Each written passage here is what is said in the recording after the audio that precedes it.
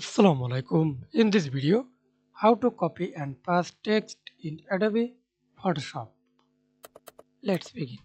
See this text, apply first way, double click, then select all text or click and drag it, then select it to this. Press Ctrl C, then create again new layer,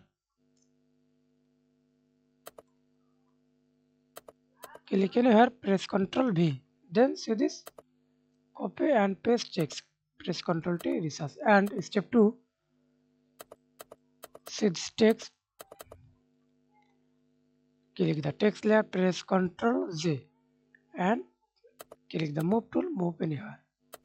See this copy and paste. Thanks for watching video. Please subscribe to my channel, like, comment, share.